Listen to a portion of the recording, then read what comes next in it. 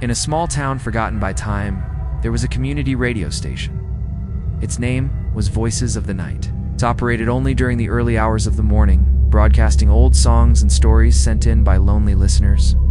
One day, a young man named Rafael got a job as an announcer at the station. Rafael was a radio enthusiast and also a lover of horror stories. So when he heard about the midnight shift at Voices of the Night, he immediately applied. On his first night alone in the studio, he received a letter with no return address. Inside was a story titled The Voice of the Abyss, written in shaky handwriting. The story was about an entity that inhabited forgotten frequencies, waiting to be freed by someone who dared to pronounce its name during a broadcast. But the name of the entity was blurred out on the letter. As he read the story, interference began to appear on the broadcast.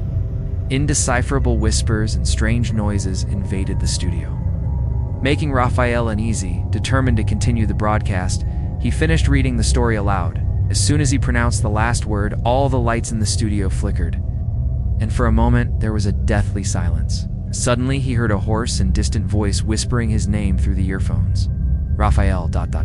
Startled, he removed the earphones, but the voice continued, now echoing throughout the studio. The screens of the equipment began to display messages in unknown languages. The temperature dropped drastically. In the corner of the room, a shadow began to form, taking the silhouette of a faceless humanoid figure. It approached slowly, emitting a sound similar to radio static. Desperately, Rafael looked for something to defend himself, but everything seemed stuck in place, as if time had frozen. The figure extended a skeletal hand towards him. In the last effort, Rafael grabbed the microphone and shouted, "I don't believe you." The entity hesitated, retreating momentarily. Taking advantage of the opportunity, Rafael managed to open the door and escape from the studio. Outside, the city was silent, as if everyone was fast asleep.